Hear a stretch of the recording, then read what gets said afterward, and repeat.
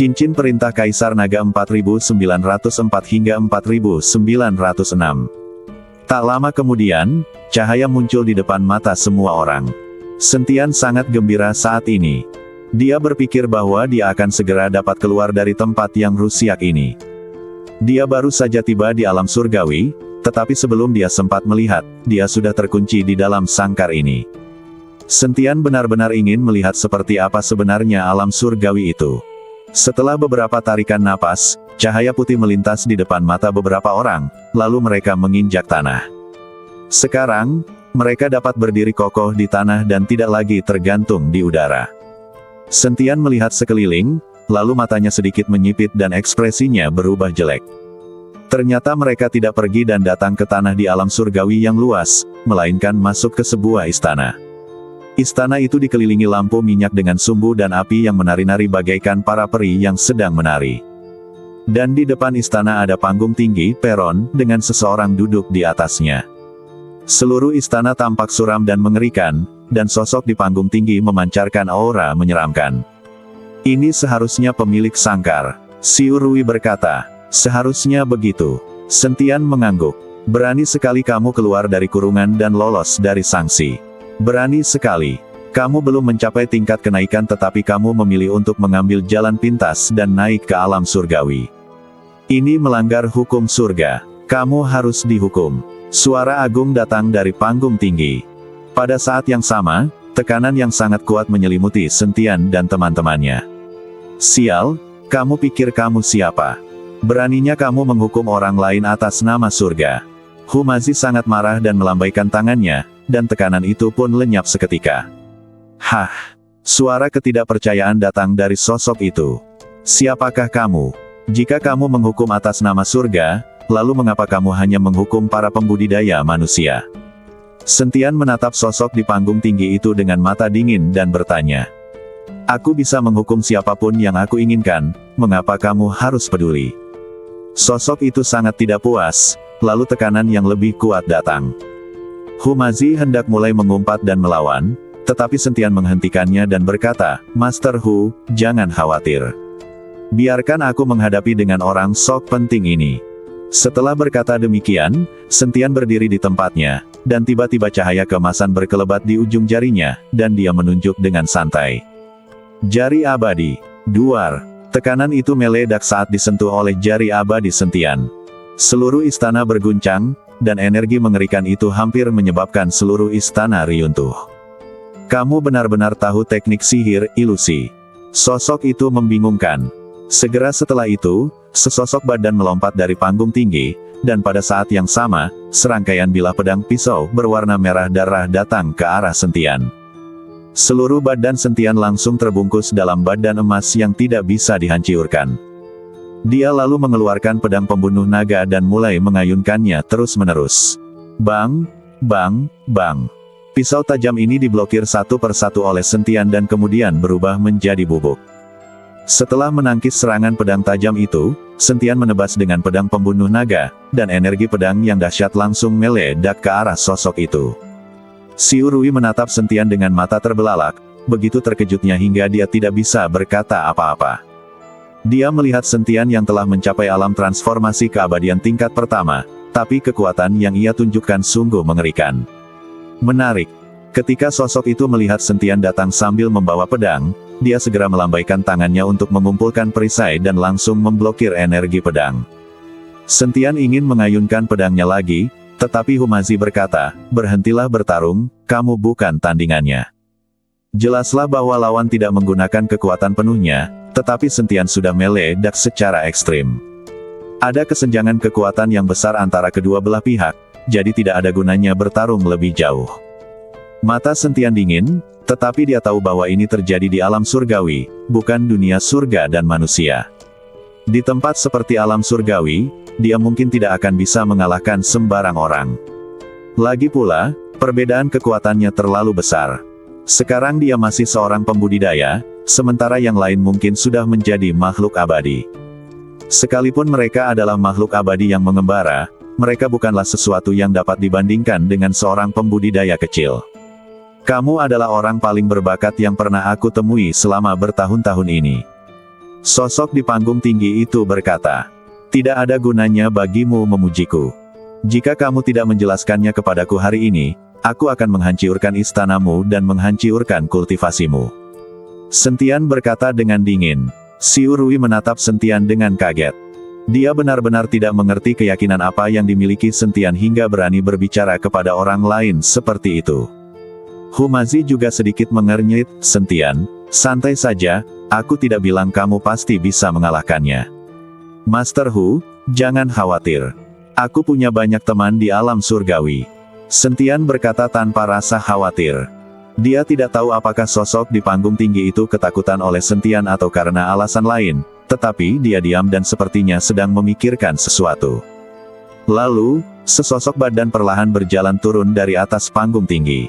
Setelah mendekat, semua orang mendapati bahwa pria itu mengenakan jubah gelap dan topeng, hanya matanya yang terlihat. Dan ketika Sentian melihatnya, dia terdiam. Sejak saat itu, melihat Ningxi, dia teringat bahwa orang yang memakai topeng dan malu untuk berhadapan dengan orang lain bukanlah orang baik. Sentian menjadi marah ketika ia memikirkan bagaimana ia dibodohi oleh si kutu kupret Ningxi. "Kamu berasal dari dimensi dunia yang mana?" Pria itu bertanya pada Sentian. "Aku datang dari dunia surga dan manusia," kata Sentian.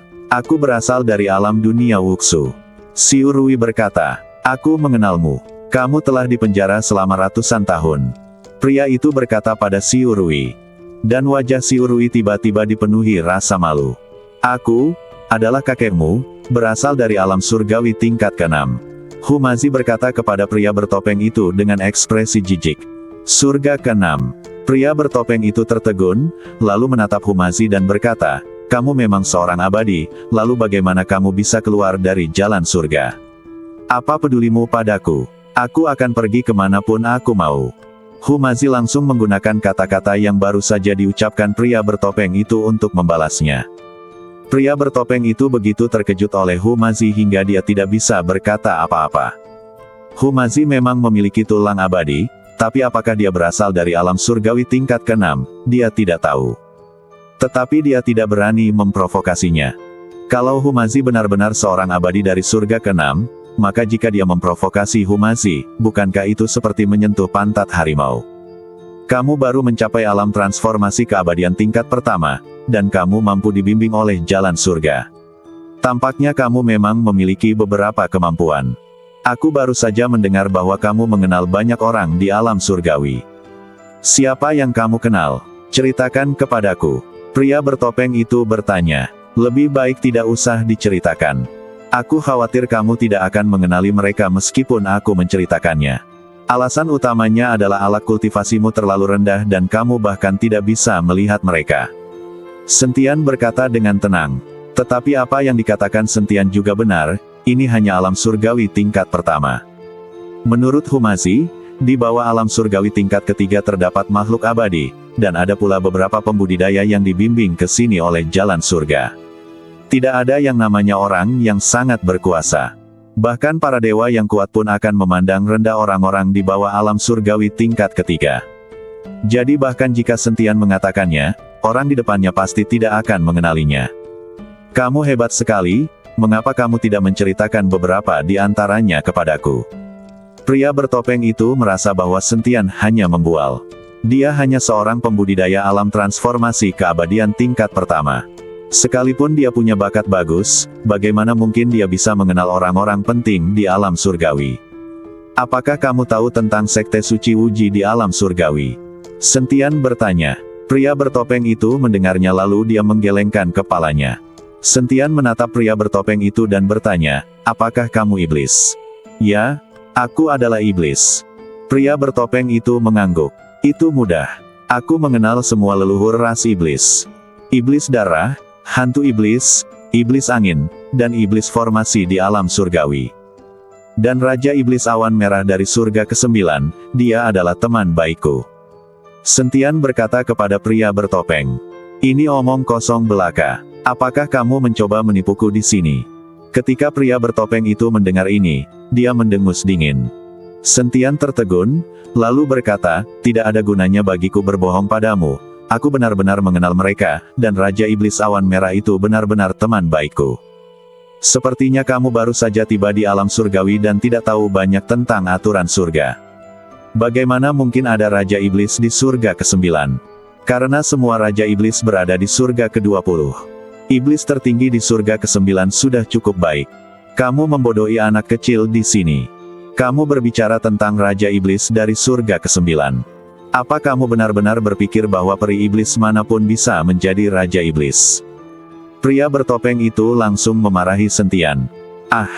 Sentian sedikit bingung, lalu kesadarannya memasuki badannya. Dia menatap Raja Iblis Awan Merah dan berkata, "Senior, apa yang sebenarnya terjadi?"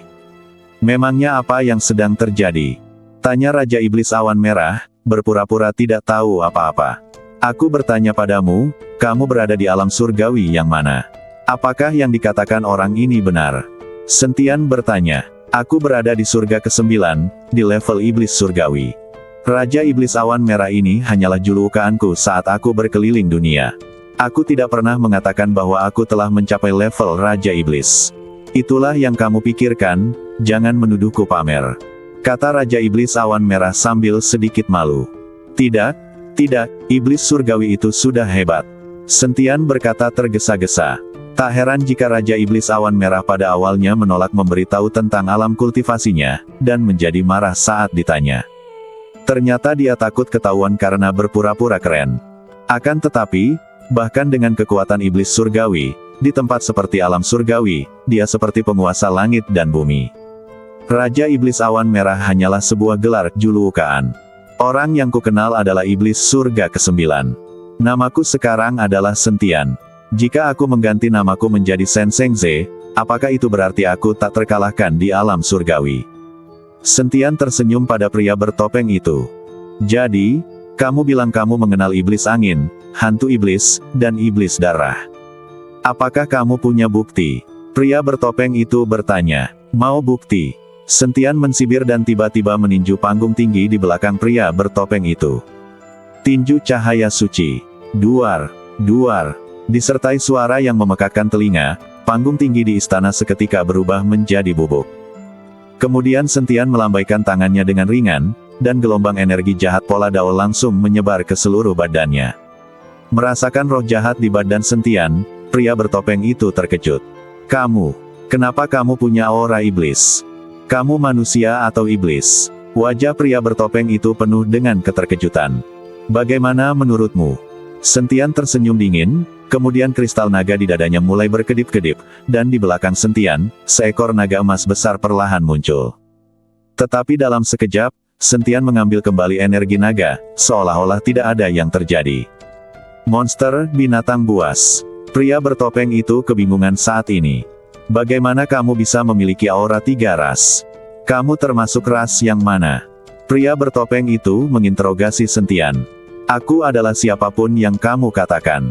Jadi, jika kamu hanya memenjarakan manusia di sini, maka kamu telah memenjarakan orang yang salah." Sentian tertawa. Baru pada saat inilah pria bertopeng itu benar-benar menyadari betapa hebatnya Sentian. Belum lagi kekuatannya, aura 3 ras dalam badan Sentian bukanlah sesuatu yang bisa dimiliki oleh orang biasa. "Kamu adalah satu-satunya orang yang pernah kulihat yang memiliki aura ke-3 ras. Kamu sangat populer di sini. Kamu dapat bebas menjelajahi seluruh surga pertama. Kamu tahu, ada batas-batas ras yang besar di sini. Ras manusia memiliki wilayahnya sendiri, ras iblis memiliki wilayahnya sendiri, dan ras binatang memiliki wilayahnya sendiri. Mereka biasanya tidak meninggalkan wilayah mereka sendiri. Jika mereka secara tidak sengaja lari ke wilayah ras lain, itu akan sangat berbahaya. Bagaimanapun, sumber daya terbatas, dan masing-masing kelompok ras melindungi sumber daya wilayahnya sendiri. Dan karena kamu memiliki aura 3 ras, kamu bisa pergi kemana saja dan tidak ada yang akan menghentikanmu."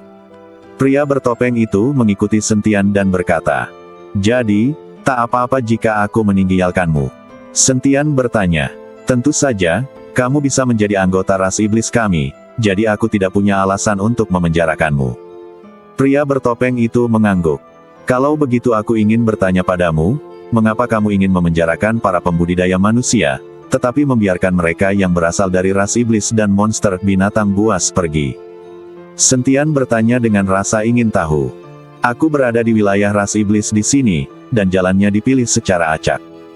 Aku telah mengirimmu ke sini, jadi tentu saja aku harus menjaga para pembudidaya manusia di sini. Tentu saja aku akan membiarkan para iblis pergi. Sedangkan untuk para monster, karena mereka sudah menyerahkan sumber daya mereka, aku juga bisa membiarkan mereka pergi. Pria bertopeng menjelaskan. Jadi, di wilayah ras lain, akan ada juga pembudidaya dari ras iblismu yang dipimpin oleh jalan surga dan kemudian dikurung. Sentian bertanya. Pria bertopeng itu mengangguk. Ya, benar. Setiap beberapa ratus tahun, kita akan bertukar orang yang terkurung. Kalau begitu, izinkan aku bertanya kepadamu, sebelum kita masuk, apakah kamu bertemu dengan seorang pria dan seorang wanita yang juga dituntun ke sini oleh jalan surga? Sentian ingin bertanya apakah Ningxi dan Su Yuki juga dipenjara di sini. Kalau itu aku tidak tahu. Lagi pula, tempat yang dituju jalan surga selalu berbeda setiap saat. Kata pria bertopeng itu dengan jujur. Bersambung.